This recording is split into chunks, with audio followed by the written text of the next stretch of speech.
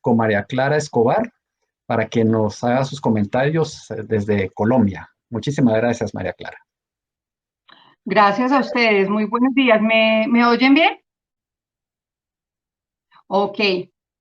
Bueno, pues antes que nada agradecer esta invitación. Muchas gracias a Cien. Un saludo especial a los demás panelistas que nos acompañan el día de hoy. También un saludo a las personas de CIPE.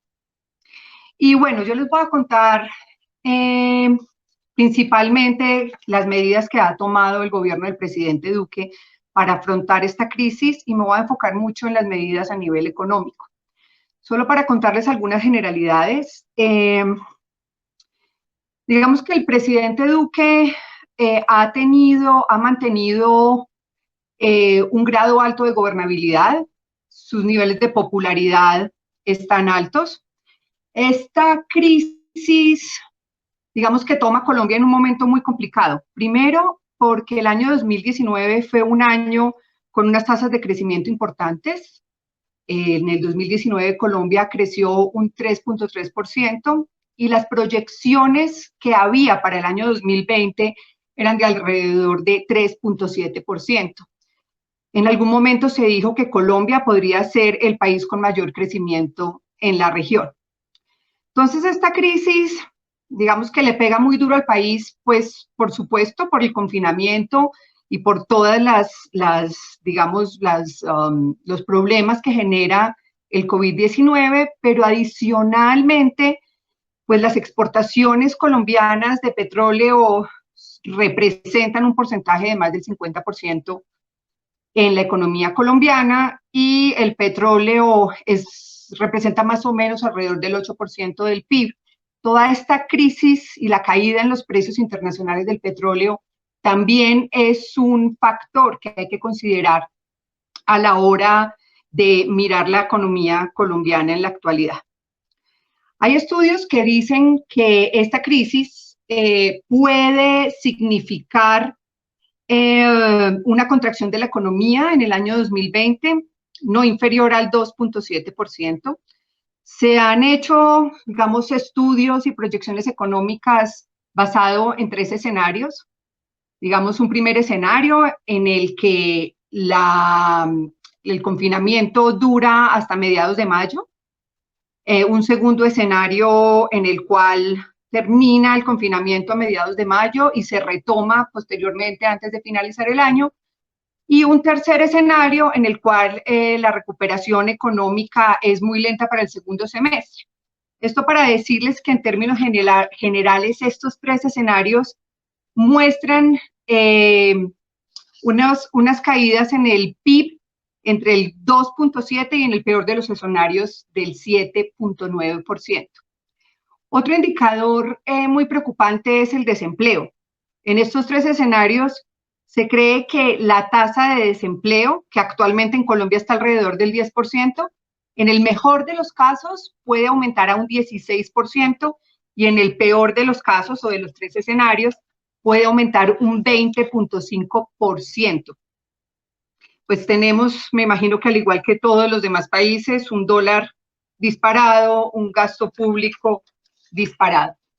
Las cifras generales en Colombia de contagio, al día de ayer teníamos 5.597 contagiados y 253 muertes. Estos números creo yo que son siempre muy relativos porque hay que mirarlos con respecto a los números totales de la población. Colombia es un país de alrededor de unos 50 millones de habitantes, muy parecido tal vez a la población que tiene España, que si no estoy mal, es de más o menos 47, 48 millones de personas. El epicentro de los contagios está en Bogotá.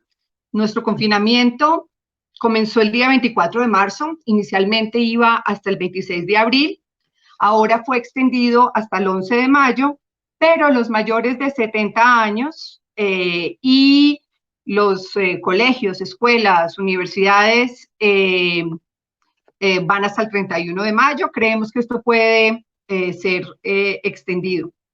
Ha habido, como en otros países, excepciones generales para los sectores de salud, alimentos, desplazamientos que se permiten para el tema de servicios bancarios, notariales, continúan, digamos, los servicios públicos en total funcionamiento, y se han establecido multas y prisión de 4 a 8 años para quien viole las medidas dictadas por el gobierno durante esta emergencia sanitaria.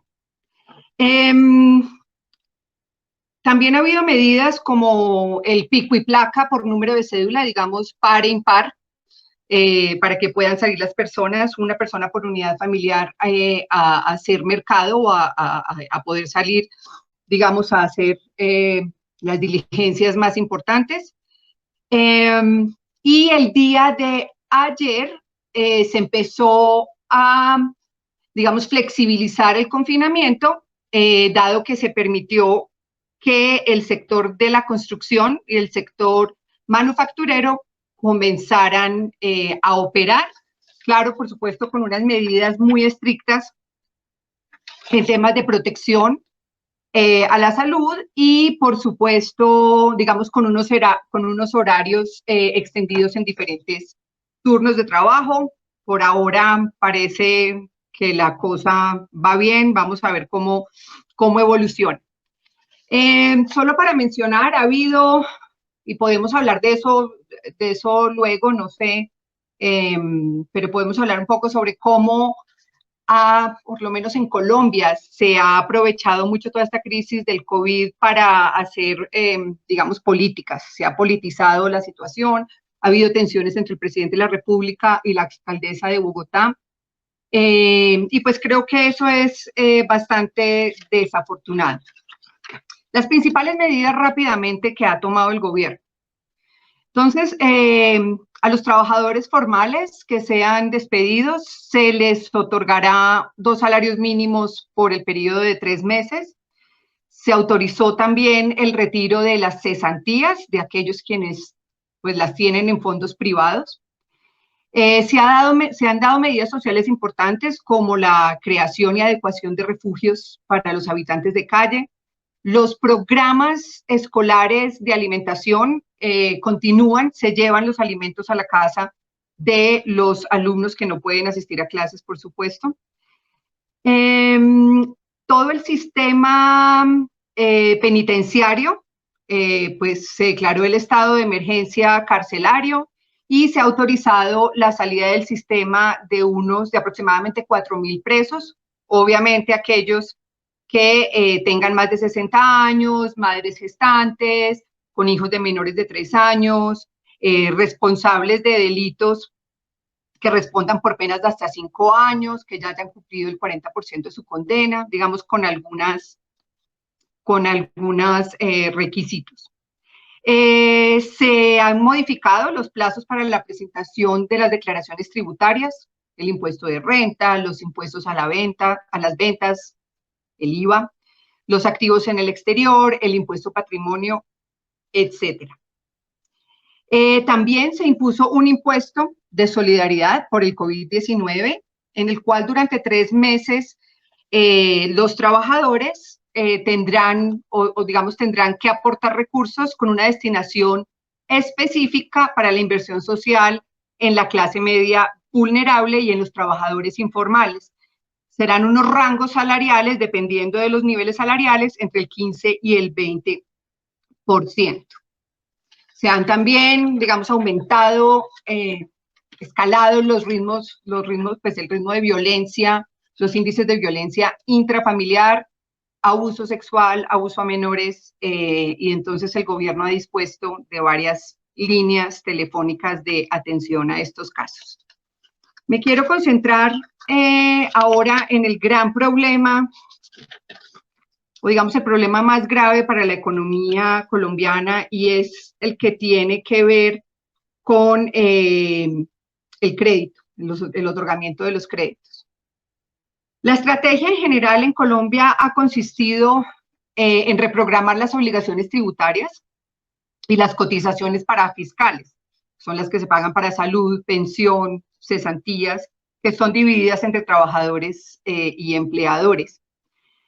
Lo que se ha buscado es aumentar la liquidez de la economía para que la banca pueda refinanciar a las empresas que están en dificultades. Especialmente se ha hecho un gran énfasis en la pequeña y en la mediana empresa. Hay quienes afirman, y yo en lo personal estoy de acuerdo, que tal vez el énfasis no se debe dar en la ayuda, en el rescate ni en el otorgamiento de crédito necesariamente por el tamaño de las empresas. Hay pequeñas empresas, tiendas de barrio, farmacias que se pueden, digamos, bandear, mantener a flote con domicilios en los vecindarios o, digamos, que teniendo cierto lucro de las economías locales más pequeñas. Pero tal vez la gran preocupación a nivel macroeconómico son las grandes cadenas hoteleras, las aerolíneas y las empresas que en realidad han perdido la totalidad de sus ingresos. Entonces, yo sí creería que esto habría que revisarlo no solo en Colombia, sino en otros países en los que se esté abordando la situación de esta manera.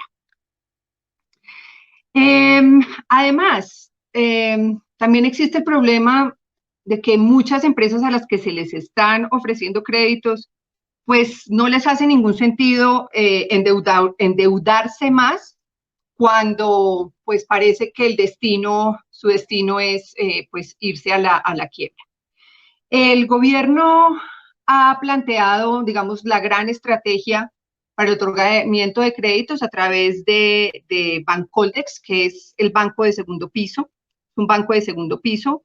Se han hecho dos grandes estrategias, una que atendió en un principio o destinó recursos, digamos, para los sectores más afectados y otra, digamos, para empresas del resto de la economía. Ha habido muchas quejas, sobre todo las grandes empresas se han quejado porque, por supuesto, el otorgamiento de créditos, pues la cartera empresarial requiere evaluación de riesgo caso por caso, entonces ha habido bastante demora en este sentido.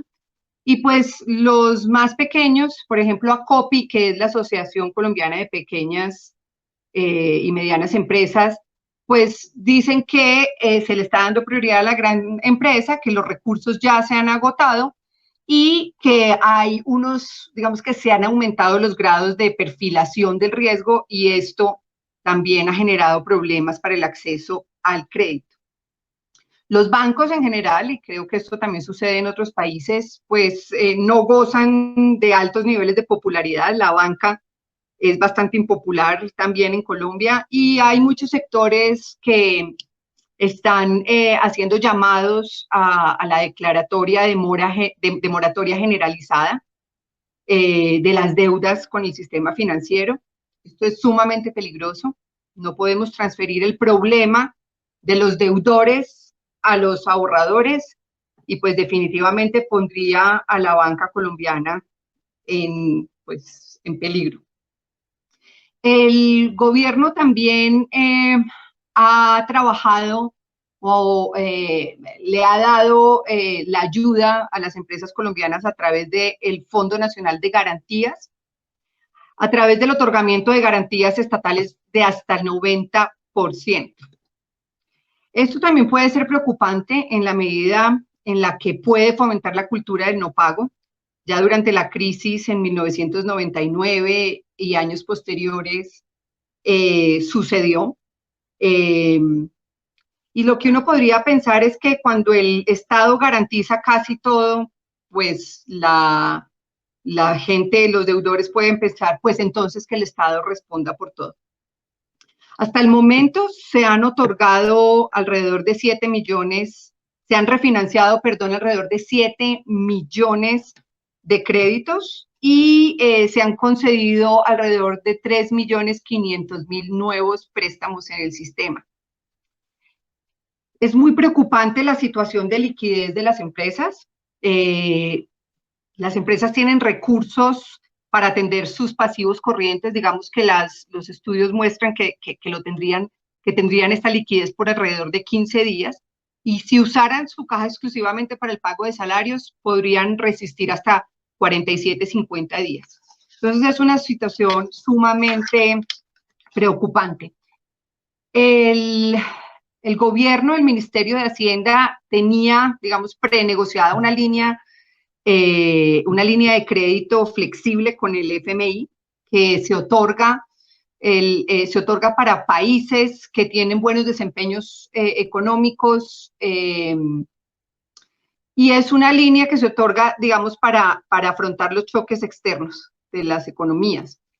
Se ha hablado y digamos que en esa línea se está trabajando para que el FMI otorgue a Colombia o digamos se recupere esa conversación sobre la importancia de la solicitud de ese crédito por 11.000 millones de dólares y estamos pues a la espera de esa línea de ayuda para Colombia. Uno diría que, digamos, es para todos sabido que los recursos financieros con los que cuenta el país pues no son suficientes y que el gobierno va a tener que hacer un ejercicio, digamos, de transparencia, decirle a la sociedad colombiana con cuántos recursos en realidad se cuenta y hacer un gran pacto nacional para establecer pues las prioridades del gasto público en el país, a pesar de que es una conversación difícil y que puede ser bastante complicada e impopular. Los dilemas éticos pues a los que se afronta Colombia, al igual que creo yo todos los países del mundo, es el hecho de que la prolongación del encierro pues puede que proteja a la población mayor, pero solamente aquella población mayor que cuenta con los recursos para poder quedarse en su casa. Afecta mucho, por supuesto, a los pobres que viven al día y a los jóvenes, pues, que reclaman la libertad de poder salir a estudiar, a trabajar y que sienten que tienen menos riesgos de contagio. Hay otros temas en los que no me voy a detener, ya para terminar, que sí vale la pena explorar mucho en el caso colombiano. Ha habido demoras en las pruebas para poder, digamos, tener mayor información sobre los focos de contagio y poder así dar prioridad a aquellos municipios que no necesariamente necesiten unas medidas de confinamiento tan fuertes.